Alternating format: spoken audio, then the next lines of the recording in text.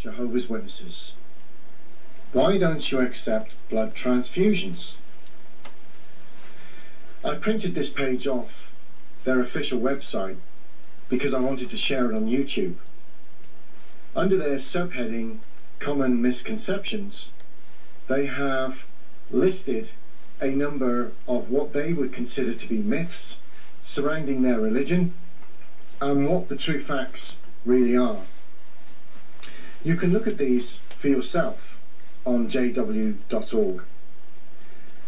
But as I go down this page, there's one that reads in such a way that I nearly fell off my chair. And it's this one. Myth. Many witnesses, including children, die each year as a result of refusing blood transfusions. Fact. The statement is totally unfounded. Let me read that again. Many witnesses, including children, die each year as a result of refusing blood transfusions. Fact. This statement is totally unfounded.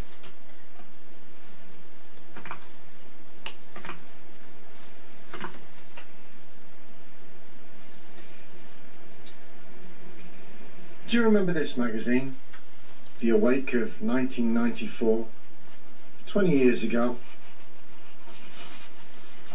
The society, the same religion that is now showing that this statement is totally unfounded, that Jehovah's Witnesses, including children, die each year as a result of refusing blood transfusions. 20 years ago, they proudly put on the front cover of one of their awakes, youths who put God first.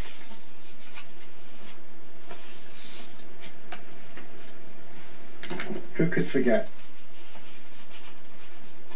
this beautiful smiling sister,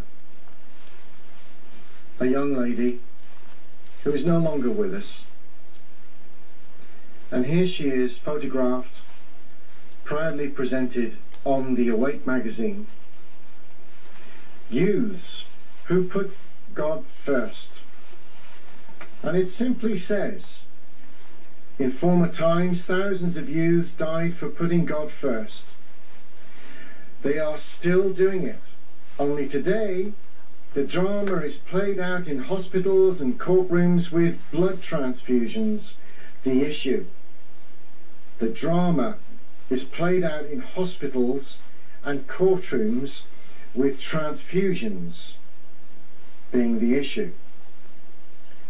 They describe the death of this woman, this young lady, and those like her, these children here, as being in a drama. I find that very, very disturbing indeed.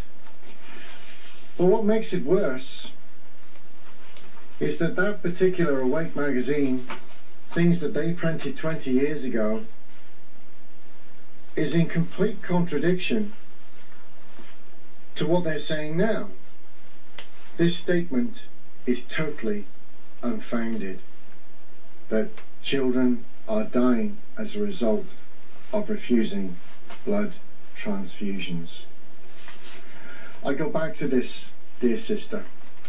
I go back to thinking about her family, thinking about those relatives that would have mourned her passing because she refused a blood transfusion.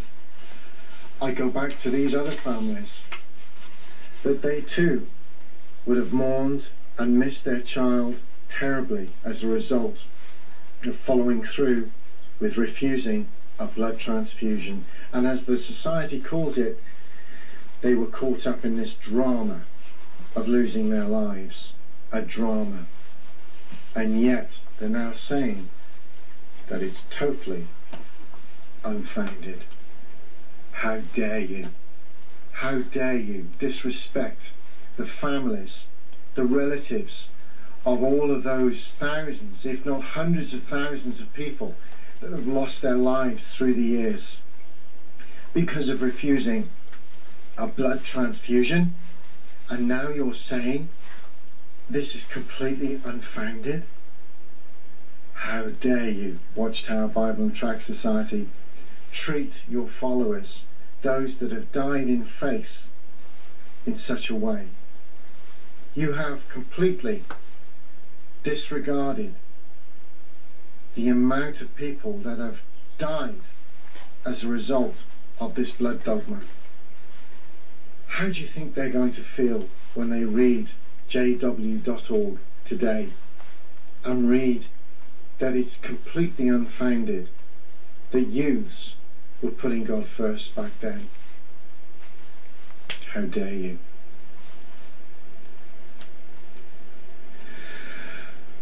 I'm not sure what else to say on this subject, apart from the fact that there are many, many Jehovah's Witnesses dying every year as a result of refusing a blood transfusion, even though they will not even be disfellowshipped anymore since the year 2000, something the elders fail to tell the publishers.